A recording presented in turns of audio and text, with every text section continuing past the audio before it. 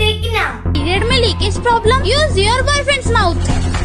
नखरे क्यों ना करूं मैं, अपने पति की लाडली हूँ मैं इतना अच्छा, इतनी इंफॉर्मेटिव बातें कर रहा हूँ, इतना अच्छा कंटेंट बनाता हूँ। मेरे से ज्यादा लाइक इस बेवकूफ के, पंचर जोड़ने वाले के, एक मजदूर के कैसे आते हैं? इनको तो समाज में रहने का अधिकार नहीं है। तो सही नहीं है।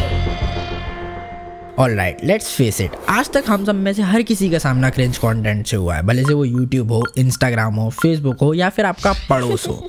रात के 3 बजे आप अपने बिस्तर में डले हो और आपके दिमाग में सवाल आता है, मैं क्यों देख रहा हूँ ये, क्या मजबूरी है मेरी? सपने देखना अच्छी बात है, लेकिन आप देखते रहते हो। तो आज अपन डीप डाइव करने वाले हैं ये क्रिंज क्रिएटर्स के वर्ल्ड के अंदर में, कि आखिरकार इनको ये बनाते वक्त में इनके दिमाग में क्या चल रहा होता है, अपन लोगों के देखते वक्त में दिमाग में क्या चल रहा होता है, और गलती से भी मत समझ रहे हैं ये कोई नई चीज़ है, ये हज़ारों साल पहले से चलती हुई चीज़ है जिसके लिए मैं कहानियाँ भी ढूंढ के आया हूँ, और एंड में इस सब का असर क्या पड़ता है अपने पे और अपने फ्यूचर पे।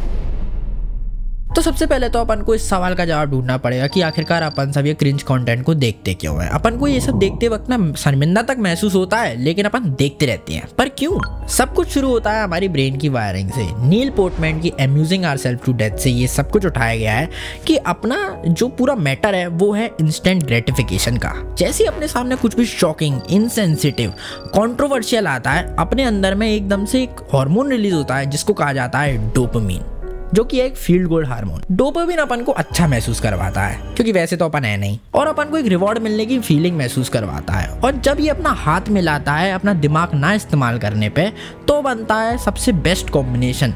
पॉइंट नंबर 2, लो कॉग्निटिव लोड। एक दिन गंजी चुड़ैल बिरजू के होटल में मछली खाने आती है। सोचो, एक स्ट्रेसफुल डे के बाद में आप घर पे आ रहे हो, अपने बॉस से गाली खाई, अपने कलीग से लड़ाई करी, आपने कैसे तो भी अपना काम निपटाया और अब आप घर पे लौट के आते हो। अब आपको बहुत दिमाग लगाने वाली एक स्ट्रेसफुल डॉक्यूमेंट्री देखना पसंद करोगे, या फिर ये नामपेट को क्लीन करना, लिख करना किसकी जिम्मेदारी है, इसे साफ रखना एक गुलाम की ना। लेकिन इसमें कोई दिक्कत नहीं है, लेकिन कब ये मजा सजा में बदल जाता है, उसके लिए अपन को चलना पड़ेगा अपनी पहली कहानी में, 1984 के प्रेसिडेंशियल इलेक्शंस में। 1984 7 अक्टूबर, रोनाल्ड रेगन और वॉल्टर मंडेल के बीच में प्रेसिडेंशियल डिबेट्स चल रहे थे। मिलियंस ऑफ अमेरिकन अपनी टीवी स्क्रीन पे चिपके हुए थे, जैसे अपन लोग महाभारत के टाइम पे चिपके रहते थे। और ये कोई आम डिबेट नहीं था, ये एक स्पेक्टिकल था, क्योंकि जो रोनाल्ड्स थे वो हॉलीवुड से उठ के बने हुए पॉलिटिशियन थे। दूसरी तरफ उनके अपोनेंट मंडेल एक काफी सीरियस, पॉलिसीज ड्रिवन, काम करने वाले पॉलिटिशियन थे। लेकिन अब अमेरिका को आइडियाज की जरूरत नहीं थी, उनको जरूरत थी एंटरटेनमेंट की। दूसरे डिबेट का टाइम चल रहा था और रेगन की एज से रिलेटेड सवाल उठाया गया और उन्होंने एक विटी जवाब दिया, I am not going to exploit for political reasons my opponent's youth and inexperience. जैसे लोगों ने टीवी पे सुना वो हंस हंस के पागल हो गए। उन्होंने कहा क्या भाई डैंक बंदा है भाई, मजा आ गया, बिल्कुल जिंदगी में यही तो चाहिए अपने को। उसके बाद में पॉलिटिकल पॉलिसीज, काम क्या होगा देश में, इन सब से किसी को घंटा मतलब नहीं था। पूरे टाइम न्यूज चैनल पे बस यही लाइन्स को रिपीट कर करके टेलीकास्ट करते गए। इलेक्शन का टाइम आता है और रेगन कोई छोटे मोटे मार्जिन से नहीं जीतते, उनको मिलती हैं 525 सीट और मंडेल को मिलती हैं मात्र 13 सीट्स। और ऐसा अपन ने शायद कहीं और भी देखा है। सेम सिचुएशन, डिफरेंट समय। Big boss OTT 2023। Elvish Yadav जीतते हैं इस पूरे सीजन को अपने फेम के दम पे, ना कि किसी टैलेंट के दम पे। इससे हमें ये समझ में आता है कि हमेशा smart, well thought out content ही बेस्ट कंटेंट नहीं होता। क्रिंज कंटेंट अगर आपको इमोशनली टच कर दे रहा है, भले से सिस्टम हैंग करके टच कर दे रहा है, तो वो भी काम करा जा सकता है। तो अपन ने इंस्टेंट ग्रेटिफिकेशन और लो कॉग्निटिव लोड की बात तो कर ली कि आखिरकार किस तरीके से ये दोनों फैक्टर्स अपने दिमाग को फोर्स करते हैं कि अपन को मजा आया क्रिंज कंटेंट देखने में। लेकिन उसके साथ चलते हैं अपन अपने तीसरे पॉइंट पे, जो कि है साइकोलॉजिकल डिस्टेंसिंग। साइकोलॉजिकल डिस्टेंसिंग का मतलब होता है कि जब सामने वाला अपने आप को एम्बैरेस कर रहा है, उसको स्पॉटलाइट में रखते हुए अपने आप को दूर से देखना कि भाई हाँ भाई इसके साथ में बुरा हो रहा है। जैसे कि कोई कार क्रैश हो जाती है रोड पे, तो अपन को देख के बड़ा मजा आता है, हर कोई रोक के उस क्रैश को देखना चाहता है, लेकिन हर कोई ये चाहता है कि वो उस गाड़ी में ना बैठा हो। इसको समझने के लिए अपन अपनी दूसरी कहानी पे चलते हैं, जो कि शुरू होती है 1920 में। 1920 के टाइम पे एक जोसेफिन बेकर नाम की लड़की रहती थी, जो कि एक ब्लैक वुमेन थी, जिसने अपनी बचपन से बहुत ज़्यादा रेसिज्म दिखाया था अपनी ज़िंदगी के अंदर में। उसके बाद में वो जैसे जैसे बड़ी होती जाती है, उसको हमेशा से एक डांसर बनना था। वो डांस भी करती है, लेकिन वो एक प्रॉपरली उसको एक हाइट नहीं मिल पा रही थी। तो उसने शुरू किया अपना थोड़ा प्रोवोकेटिंग डांस, जिसके अंदर में उसने बनाना को लिया और उससे अपनी ड्रेस बनाई, अपनी एक स्कर्ट टाइप की बनाई। उसका नाम रखा बनाना स्कर्ट डांस, और उसने पूरी दुनिया को हिला के रख दिया। लिटरली उसने लोगों की बाउंड्रीज की ऐसी की तैसी कर दी। उस समय के लोगों को बहुत ज़्यादा आउटरेजियस और प्रोवोकेटिंग लगा ये डांस, लेकिन एट दी एंड ये वर्क कर गया उसके लिए। जहाँ पे पहले उसको रोल्स नहीं मिल रहे थे, डांसिंग के लिए गिग्स नहीं मिल रही थी, उसके बाद में उसकी पॉपुलैरिटी ऐसी बढ़ी कि वो आगे बहुत ज़्यादा बड़ी डांसर बन गई। और यहाँ पे इसकी कहानी खत्म नहीं होती है, लेकिन कट टू 2024 हमारे पास है उर्फी जावेद, जो कि केले तो उसके लिए वार्म अप है। वो बार्ब वायर से लेके ग्लासेस तक में कुछ भी पहन सकते हैं, मतलब भाई दिमाग लगाने की जरूरत नहीं है।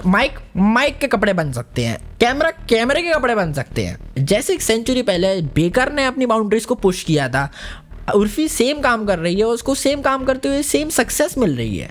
डिफरेंस दोनों में इतना है कि बेकर ने, इसके बाद की कहानी बताता हूँ, जब उसने अपनी पॉपुलैरिटी को पा लिया और वो काफ़ी एक बड़े मुकाम पे पहुंच गई, उसके बाद में जब नाजी लोगों का हमला चल रहा था, तब वो एक स्पाई बन के उनके पास रही थी कुछ 2-3 साल के लिए। वहाँ पे उसने एज अ स्पाई काम करा और यूएस वालों को वहाँ की इंटेल देती थी। और फिर जब वो वहाँ से लौट कर आ गई तो उस पर पैसा तो था ही, मजे थे। उसने बच्चों को अडॉप्ट करना शुरू करा, उसने 12 बच्चे तक अडॉप्ट करके अपने साथ में रखे। और उर्फी दीदी बूब जॉब करवा रही हूँ। I got small boobs, I wanna get like big boobs। तुम खुद 2 किलो की हो, तुम 200 ग्राम डलवा के क्या करोगी? तो मैं इतनी देर से अपने आप को और आप लोगों को गाली दे रहा हूँ कि अपन कितने बुरे लोग हैं यार, अपन कैसी गंदी गंदी चीजें देख के खुश होते हैं। तो अब अपन चलते हैं इन क्रिएटर्स के ऊपर में कि आखिरकार इन लोगों के दिमाग में क्या चलता है सब बनाते वक्त में, ये क्या सोचते हैं, ये क्या प्रोड्यूस कर रहे हैं। तो सबसे पहला पॉइंट जो उनके पास पहुंचता है वो है नार्सिसिज्म और अटेंशन सीकिंग। तो जो क्रिंज क्रिएटर्स होते हैं वो काफी ज्यादा नार्सिसिस्टिक होते हैं और उनकी पर्सनैलिटी को फ्यूल करने के लिए सोशल मीडिया सबसे बेस्ट टूल है। उन्होंने कुछ एक्सट्रीम बाउंड्रीज को पुश किया, लोगों का आउटरीच उसके ऊपर में एंगेजमेंट आया, लोग कमेंट्स कर रहे हैं, शेयर कर रहे हैं, भले से वो तुमको गाली क्यों ना दे रहे हो, लेकिन तुमको एंगेजमेंट मिल रहा है और तुम्हारी ग्रोथ होती जा रही है। उनके लिए वो बेस्ट चीज है, उनको मिल रहा है इंस्टेंटली ग्रेटिफिकेशन, जिससे क्या रिलीज होता है, डोपामिन। उसके साथ आते हैं अपन अपने दूसरे पॉइंट पे, जो कि है लो कॉग्निटिव बैरियर फॉर क्रिएशन। अब देखो, जब अपन को ये वाला कंटेंट बनाना है तो अपन को बहुत ज़्यादा हाईली सोचना, स्क्रिप्ट करना, उसको शूट करना, बाद में एडिट करना, इन सब में दिमाग लगाने की जरूरत नहीं है। अपन को बनाने की जरूरत है कुछ सेंसेशनल बनाना। कोई भी चीज़ को आज के ज़माने में बहुत ज़्यादा ईजी हो गया है। जब लोग इतने सेंसिटिव हो गए हैं कि तुम लोग एक कुत्ते के ऊपर में कुछ बोल दो, वो उस पर भी गुस्सा हो सकते हैं, और तुम भगवान तक तो अरे बात छोड़ ही दो, तो फिर किसी के भी सेंटिमेंट्स को हर्ट करो और उनको भड़का दो। तो जब वो ये कंटेंट को देखते हैं, इस पे इतने लाइक्स मिल रहे हैं, इतने व्यूज मिल रहे हैं, और वो दूसरी तरफ इतनी मेहनत कर रहे हैं और उनको इसकी जगह कुछ नहीं मिल पा रहा है, तो इससे एक ईर्ष्या की भावना पैदा होती है अंदर में। तो वो इनको और वैलिडेट करते हैं, इनके ऊपर और वीडियोस बनाते हैं और कमेंट पास करते हैं, और एट दी एंड उन्हीं लोगों की ग्रोथ होती चली जाती है। और जिसके साथ आते हैं अपन अपने तीसरे पॉइंट में, जो कि है सोशल कंपैरिजन और वैलिडेशन का। तो देखो, एक तरफ एक बंदा क्रिंज कंटेंट बना रहा है और दूसरी तरफ एक बंदा हाई क्वालिटी प्रोडक्ट बना रहा है। जब वो हाई क्वालिटी वाला बंदा इस बंदे को देखेगा कि इसको इतनी कम मेहनत करने के बाद में इतना अच्छे रिवॉर्ड्स मिल पा रहे हैं, तो वो क्यों मेहनत करना चाहेगा। तो वहाँ पे अपमैनशिप का काम शुरू होता है। जब एक क्रिंज क्रिएटर बंदा भी एक बार उसने कोई चीज़, एक बाउंड्री को हिट कर दिया और उसको वहाँ तक का डोपामिन मिल गया, उसको वहाँ तक के सारे आउटरीचियस कमेंट मिल गए, तो जब तक वो उससे बड़ी चीज़ नहीं करेगा तब तक उसको नेक्स्ट मज़ा नहीं मिलेगा। बाउंड्रीज को उसको लगातार पुश करते रहना पड़ता है, अगले एक्सट्रीम्स पे उसको जाते रहना पड़ता है, जो कि बात तब तक तो ठीक है जब तक ये कोई प्रैंक चल रहा है और तब तक, लेकिन एक समय के बाद में चीज़ें एक्सट्रीम हो जाती हैं और लोग यहाँ पे पहुंच जाते हैं। अपने बच्चों को व्यूज के लिए स्क्रीन पे किस करने तक। फिर आता है अपना अगला पॉइंट, जब वो लोग ऐसी चीजें बनाने लगते हैं तो वो हो जाते हैं इन सब चीजों से डिसेंसिटाइज। उनको गाली पढ़ने से मतलब खत्म हो जाता है, उनके बारे में क्या बोल रहा है, उनकी फैमिली के बारे में कोई क्या बोल रहा है, उनको कोई चीज से मतलब नहीं रहता। उनको दिखते हैं बस और बस नंबर्स। और ये सब चीज़ों के मिश्रण को जब अपन लोगों के यूट्यूब या फिर इंस्टाग्राम के एल्गोरिथम में फिट करते हैं, तो बनता है अपना एक महान क्रिंज क्रिएटर। भले से वो 1920 के अंदर में बेकर बनाना वाली ड्रेस को पहन के नाच रही हो, या फिर 1980 के अंदर में अंकल वो इलेक्शन जीत रहे हो, आज भी वही सब की चीज़ उर्फी भी और एल्विश भी कर रहे हैं। ये क्रिंज ना पहले ख़त्म हुआ था ना अब ख़त्म होगा, उनका मैग्नीट्यूड बस बढ़ चुका है।